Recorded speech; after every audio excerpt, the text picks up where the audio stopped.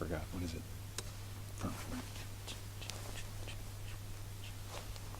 Is it gone? Yeah, it's been gone. Of course. Okay, so welcome everybody to the 149th Maneuver Enhancement Brigade Public Affairs Team. It's me and Sergeant Raper this whole time. Biggest thing I remember was on the plane, getting on the plane in Indianapolis, heading over here, and Captain Hahn said, "Film this." And I said, "What?" And she said, "Everything." That set the tone for the entire time, because I knew then that we were going to videotape everything, we were going to photograph everything, we were going to write about everything, and we were going to talk to everybody.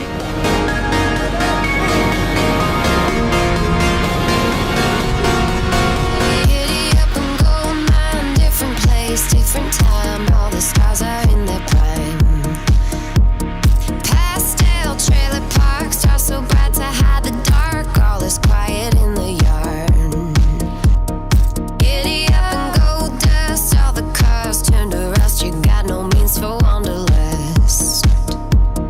Pastel trailer park, stars so brightly in the dark. All is quiet in the yard. So frequently in love, if you prefer it all to me, then my love, you go down the longest road to nowhere. You pull it apart and you're just left there. Giddy up and downtime, it's my life, it's my time. We've been getting nowhere. Old man, different place, different time. What's going through your mind? It's fine. That's about it. It's just the heat's just kind of overwhelming.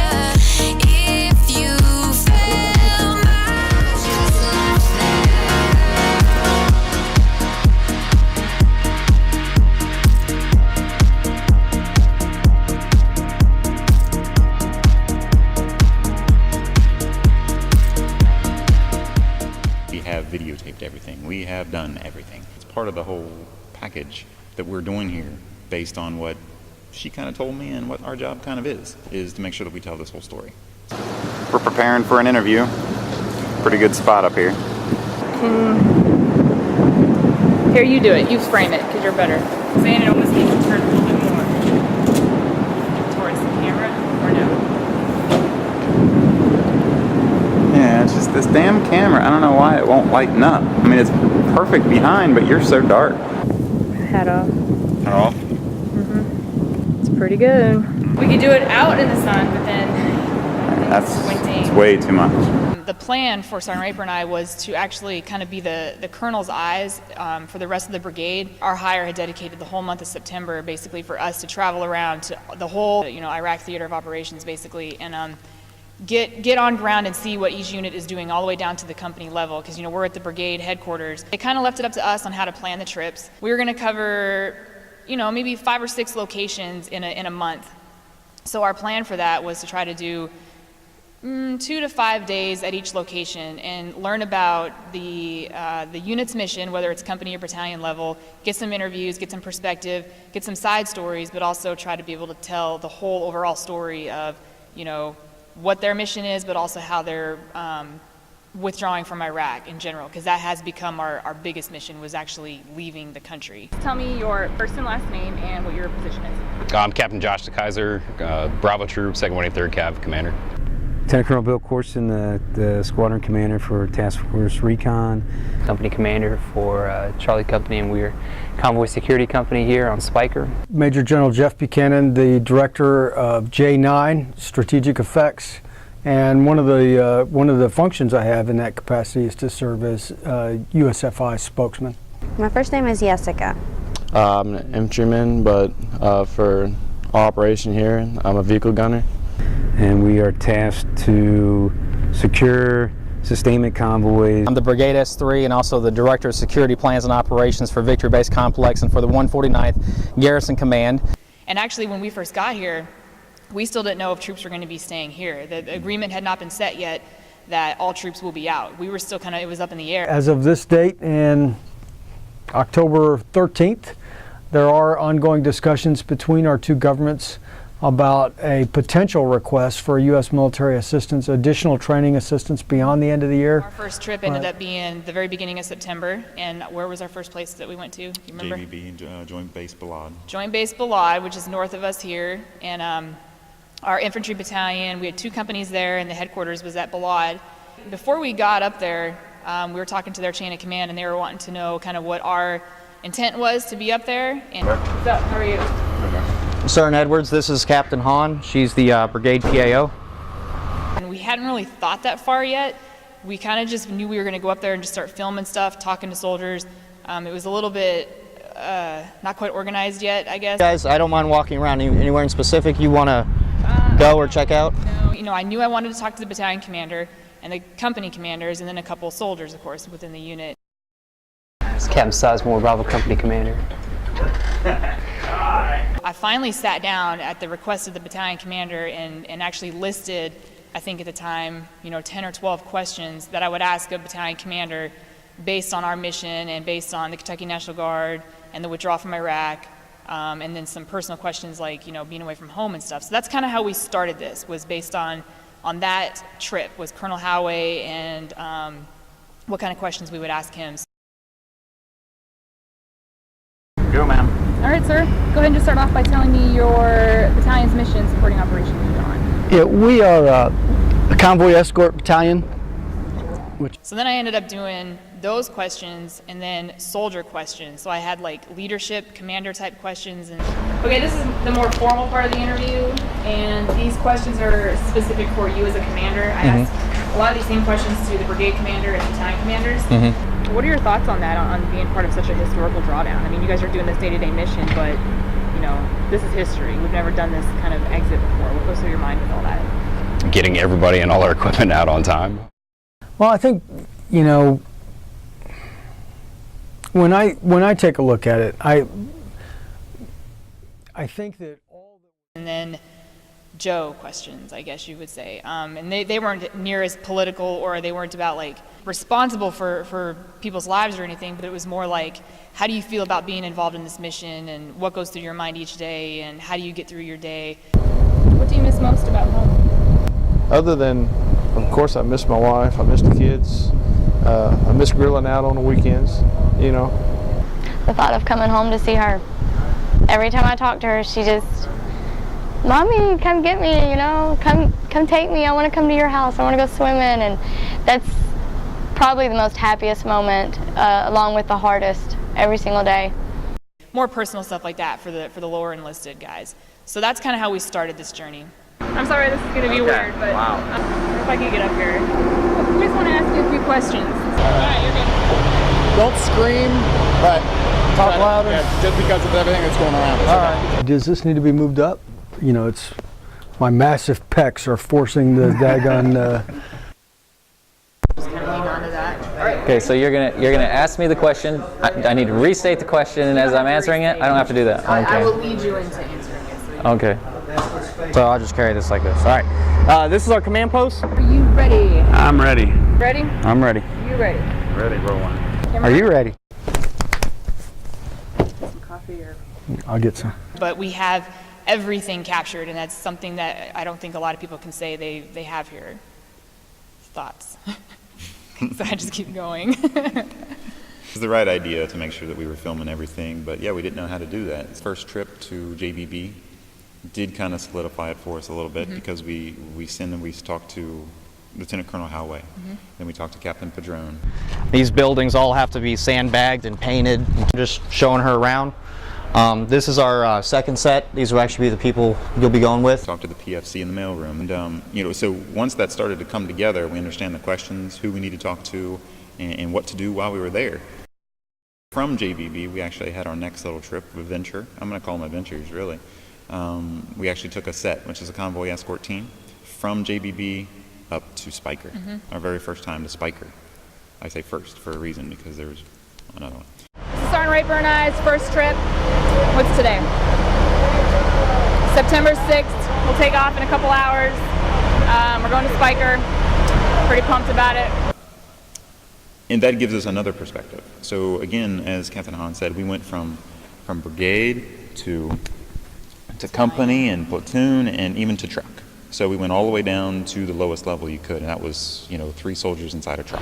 What's the comfort level like in a truck that you know everybody in there? Not only do you know everybody, you guys you have a lot of common bonds in there. Right. We all get along pretty good for the most part. They had to put up with the PAOs in the back.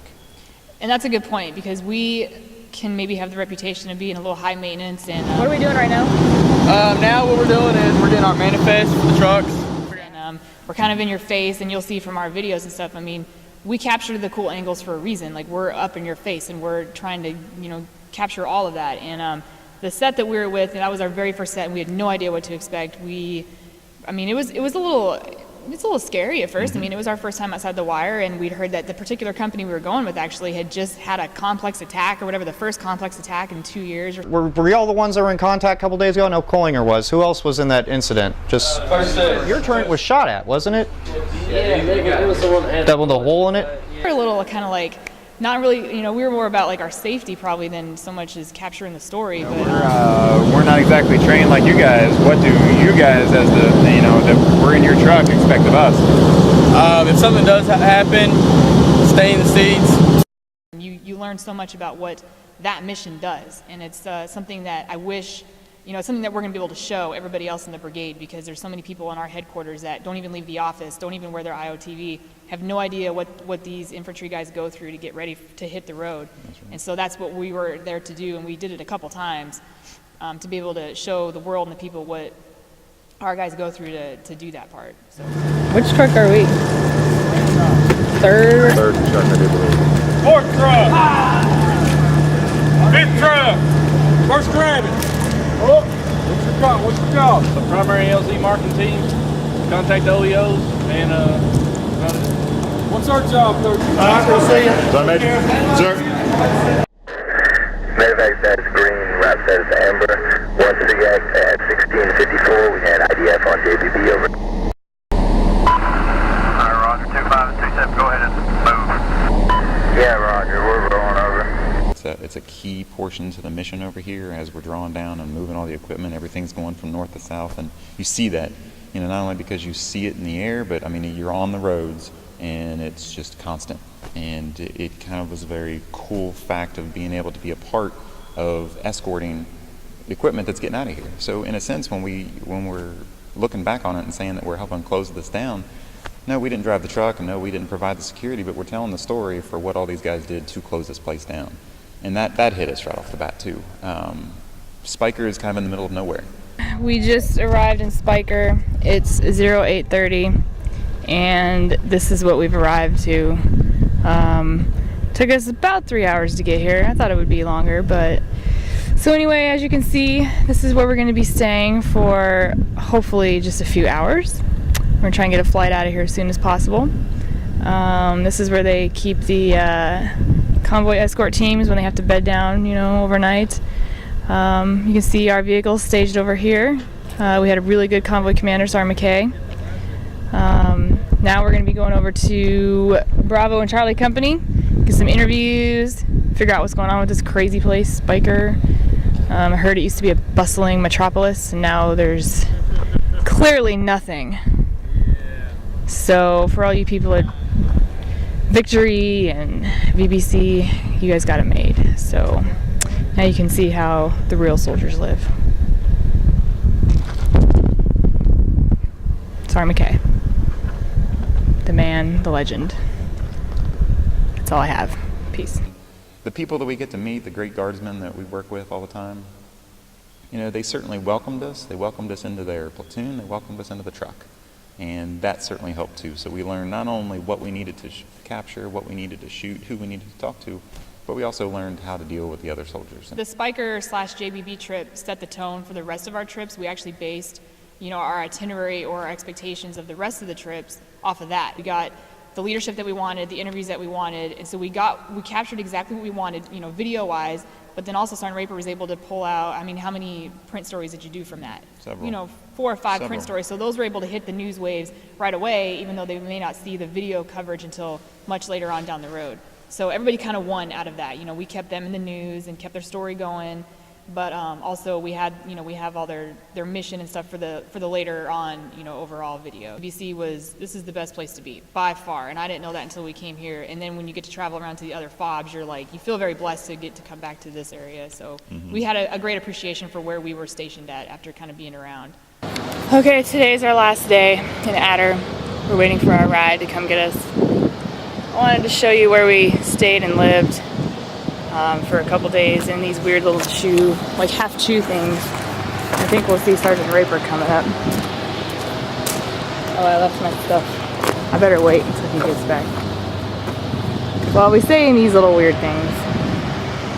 And they're actually wet chews, which means they have bathrooms in them. But they're not as luxurious as they sound. They're pretty crappy. But, you know, we've stayed in worse. Just sitting here waiting for a ride. We got all our gear because we fly out tonight. So that's about all there is here today. Here comes Raper, gear in hand. How was your stay at Camp Adder? I didn't like it. I'm ready to go home. Oh, it was that bad. The second place we ended up going to was Camp Taji, which is where I spent a year back in 06-07, so it was really cool and unique for me to get to go back and see that, how that's changed. And if you take a look right here, here's my old company TOC, which looks like an absolute disaster now, and I do have pictures and footage of it before that. And right across the street is the chapel where Andy and the Taji Flies used to perform regularly. It too looks like, I think it's been deserted and maybe they don't use it anymore. All these buildings here, all these buildings is where my whole company used to stay.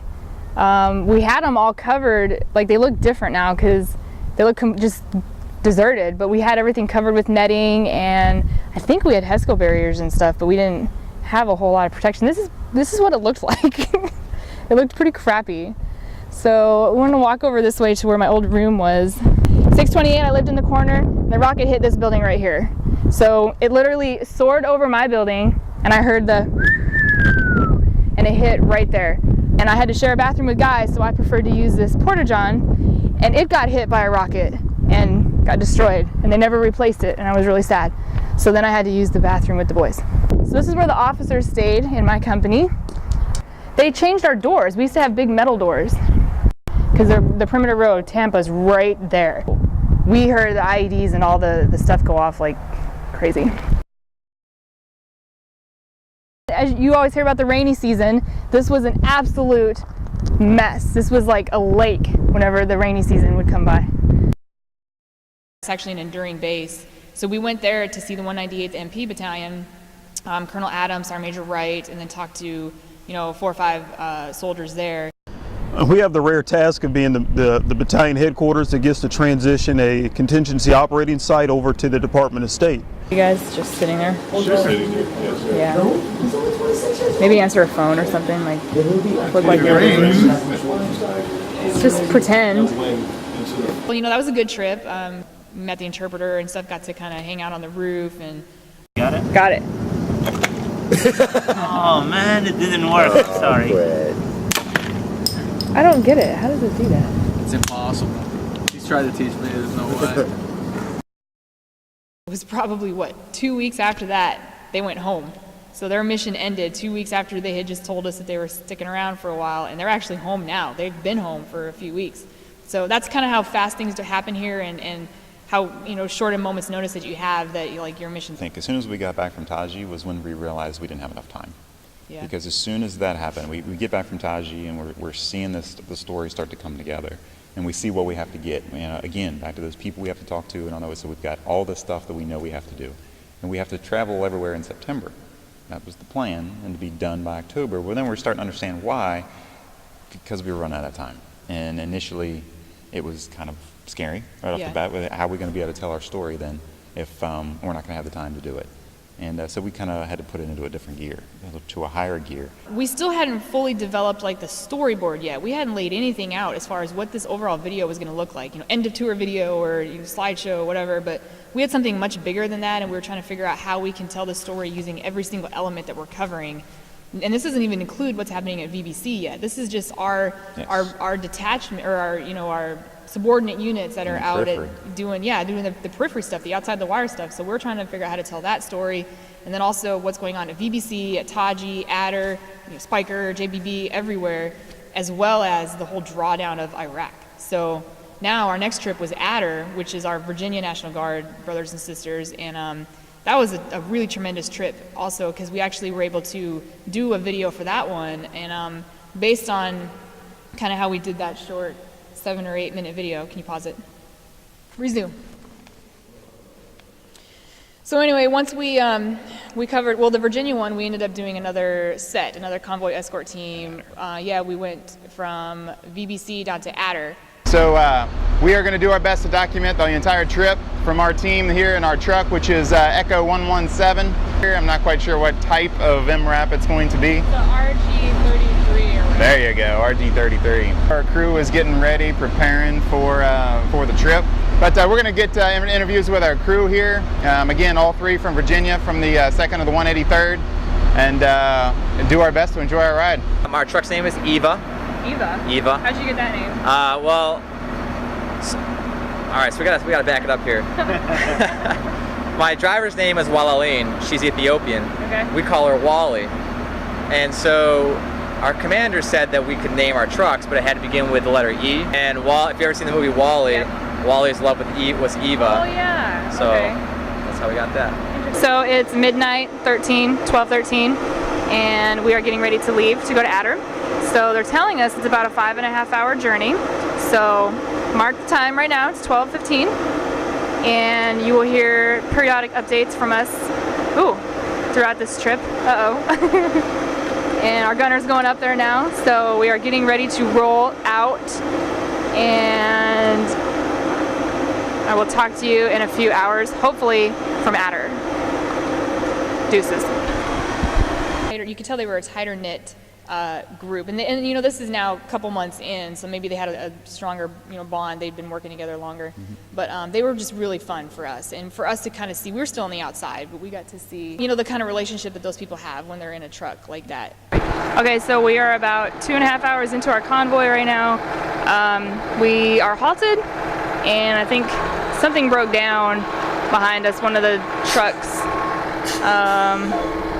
I can't tell what truck it is, but I don't really know what they're doing. So we've got our gunner, of course, is scanning, making sure that we're safe. So they're gonna try and fix whatever issue is going on there. I know we passed Kalzu about, I don't know, 20 or 30 minutes ago. So kind of a reference of where we are. So it's almost 3 a.m. I don't know how long we're gonna be halted. Also seeing all the behind the scenes stuff that it takes to run a set is what we captured with the Virginia unit, and they were just tremendous to us. That was like a 5 or 6 day trip, and it was just really worthwhile. And we ended up knocking out a video real quick for them, and that's kind of how I ended up sort of basing the overall storyboard on, was sort of that layout. And that's when we realized we did have tons and tons and tons and hours and days upon footage that we had not really figured out what to do with yet. We had no idea how to make it a story. So that was when I started to develop, that's when I started freaking out, kind of, because I realized that we seriously had very little time to figure this out and do it, because the packaging and the editing takes so long. We knew that we were overwhelmed with our product. We knew that we had things to cover on VBC because, as Captain Hahn mentioned, we'd covered everything around, but we still hadn't really concentrated so much on VBC. This is Division Chapel on November 2nd, 2011. It is about to be desteeplized. And things are changing daily. You know, we were driving from, one point to another, and 2 days prior things were completely different. So we knew things were changing, and we knew we were missing stuff. So we had to do something. And at the perfect time, Charlie Company, first the 149th, decides to come to BBC. And their office just happened to be set up catty corner to the public affairs office there in Garrison Command. And it was 2 days, 3 days after they'd been there that somebody that had contacted you several times about helping us just happened to be working in that little office. Sergeant Owen, who is an MP from Paducah and works for what are they, Channel 6 News? Channel 6 Paducah News. And he's been a UPAR for the state for a couple years, and I've known him, and he'd been hitting me up since before we even left Kentucky to try to help us. He didn't really want to just be on our team. He wanted to just help us out and do what he could, to help tell the story. I knew his skill set. I knew the issue we had with not having enough time and not having enough bodies to start editing and everything. So I basically went to his chain of command. We had a conversation and kind of worked a deal to get Sergeant Owen on board to help us out for a few weeks, and that's exactly what we did. So Sergeant Owen then joined our team first week of October, I think. He'll tell you the exact date.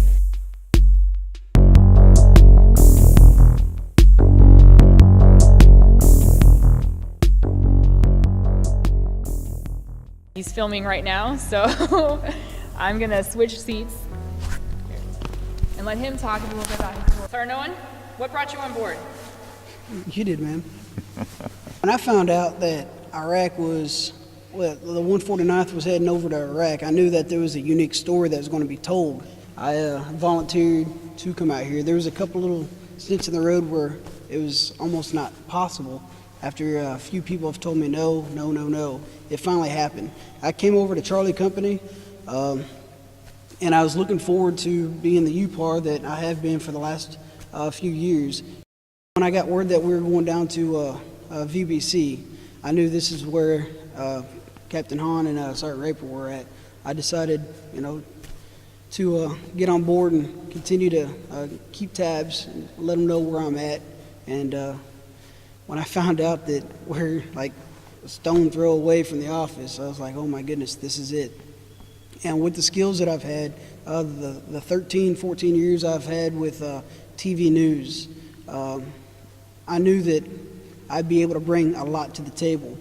I asked a few more questions, and from there, I did my first project, got it done that day, Amnesty Day, and it was pretty good. They liked it, and they're like, all right, we've got a bigger challenge for you. We need to get an infantry unit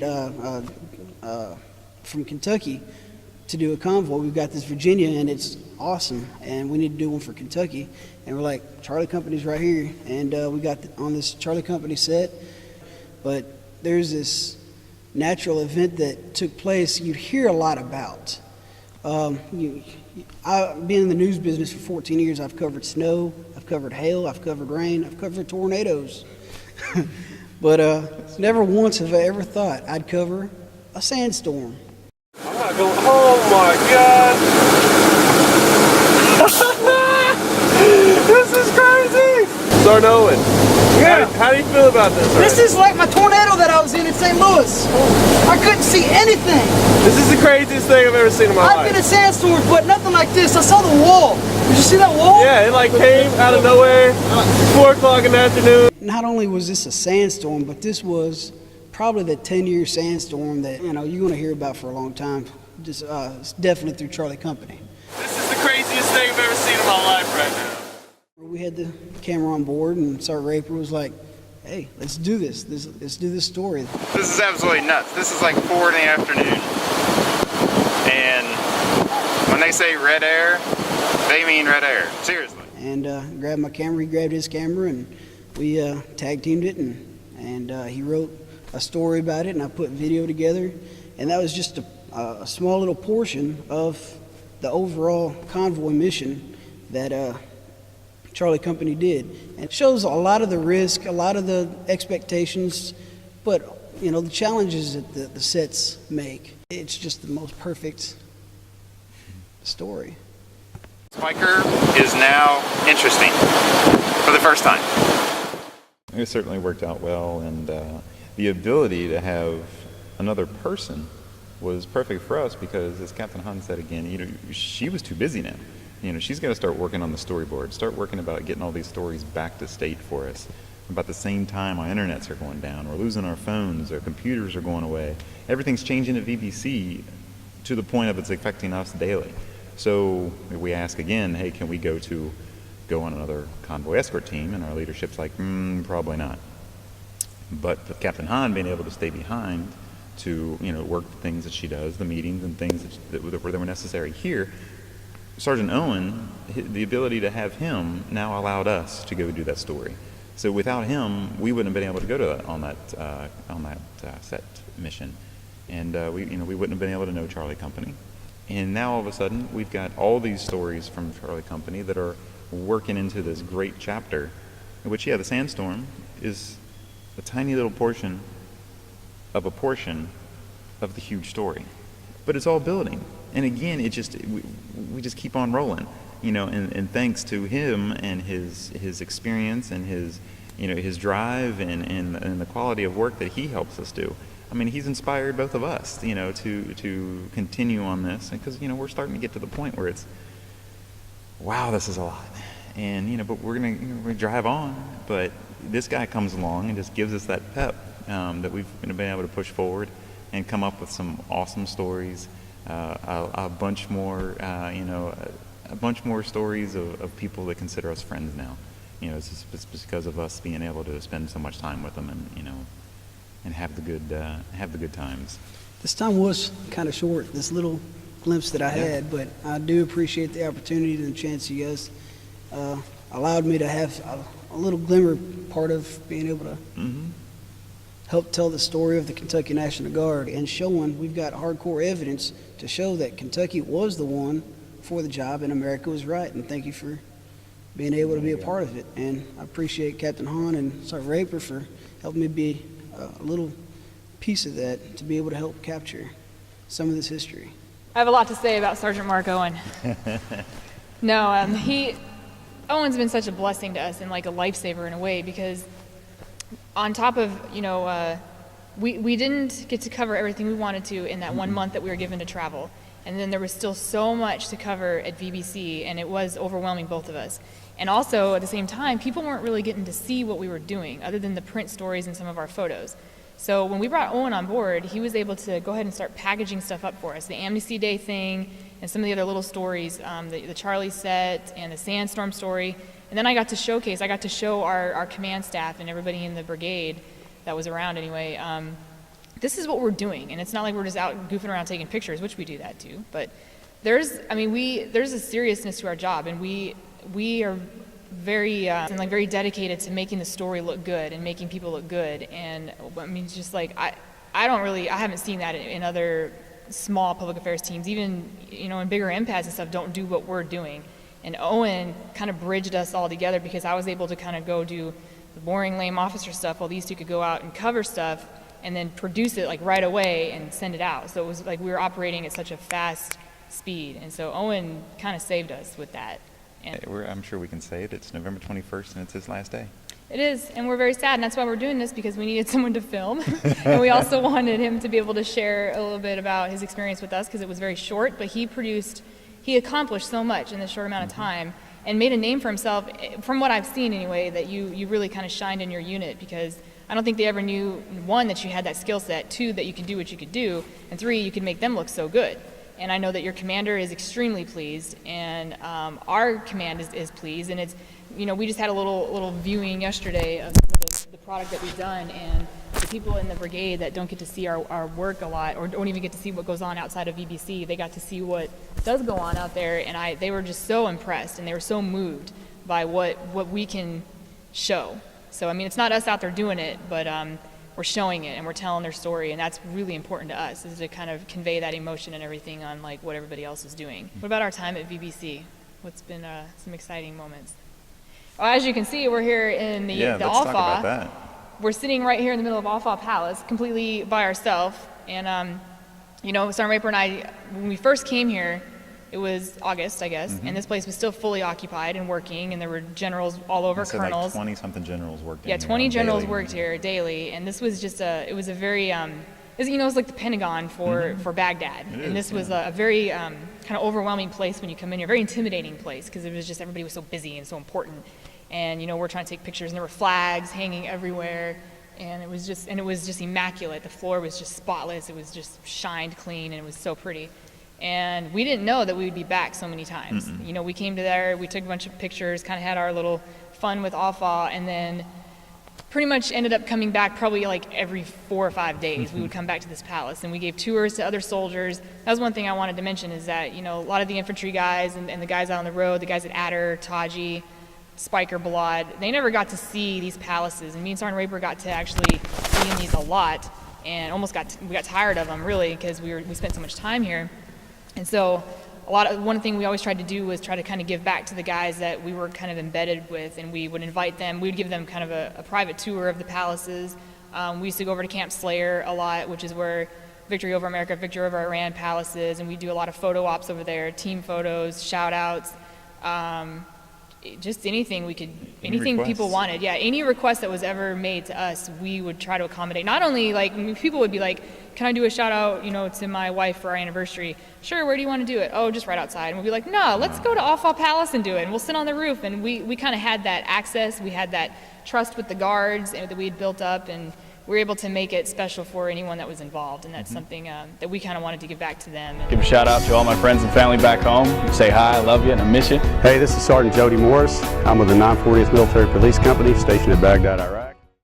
Hi, I'm Sergeant Jukes with Ute Class. We'll start over. We're going to do that again. Wow. We still rolling? And now here we are, telling our end of story here in Alpha, and this is definitely going to be one of the last times we'll be in here. It's safe to be able to say again that, you know, this is a fabulous place that we've enjoyed so much. And when you look around right now, if you can listen to the echo in the background, because the three of us are the only ones in this place. There's nobody else. There's nobody else. There's nobody else right outside. It's surrounded by a lake. You know, there's a little causeway to walk across, and that's where the next soldiers are. So it's kind of an odd feeling again, but it's the feeling of the entire mission, is that everything's changing, and, you know, we're watching it right before our eyes. Yeah, I think since Sergeant Raper and I have got to travel all around the country, we've got to talk to hundreds probably of soldiers. I mean, I've probably done more than 50 interviews with leadership and soldiers, and even other people, contractors, and just everybody, anyone that's been a part of this war, we got to talk to. And I think us being involved in telling the story helps us appreciate, like, really how big this is. I don't think some people really think about what we're doing here, and when we sit here and try to tell it, it's like, it really becomes, sometimes it overwhelms you. It really does. Yeah, because I mean, when we get back to VBC, you talk about, again, doing everything around, you come back here, then you start to realize that there's the contractors, there's Iraqi police and Iraqi soldiers working on VBC now. That was one thing. We did get an opportunity to go to the IZ, which is where the embassy is, and of course you guys have seen the cross sabers, the swords and everything that everybody sees. We got to spend a day there, and the whole point of us going was to interview the USFI spokesman, Major General Buchanan. He could give me all those really, really tough political questions that people ask all the time. You know, was it worth it? Did you know, what did we really do there? And give us those sound bites, and he just put it in perspective for me. That was a humbling experience for me to sit there for 1 hour with a 2-star general and hear his passion in what we did here. We have been through a lot, but I think the sacrifices have been worthwhile to give them opportunities that didn't exist before. And we're determined to maintain a very strong partnership with the Iraqis well into the future. But I think the most important thing I can say to the American people is thanks. I try to convey that same thing. If I'm ever interviewed or asked a question, I always think about what he said, because I'm like, you know, whether he believes it or not, he sold it, and it made me believe it. So I try to I've definitely learned a lot from that particular interview right there. So it's really been a unique adventure, and it's been fun more than anything. Fun and this is my first deployment, so I mean, for something to be this unique, this significant for my very first time, especially, you know, being able to deploy as public affairs, I couldn't have asked for anything more for it, because it's been an empty canvas that we have been able to, you know, paint however we wanted, and it's the story that's supposed to be told. It's not like we're out doing whatever we want. We just had the right game plan with the right freedom and the right people set aside to get it done. And it's still not done. We still have the end. We still have the end portion. It's like, you know, if there's a 3-act play, well, this is the end of number 2. And we're right now pretty much beginning number 3. We've got plans to leave, and everybody knows, you know, what, nobody knows what's going to happen next, really, ultimately. But everybody knows that we have the job to finish. And how awesome for my first deployment, you know, to be able to do this.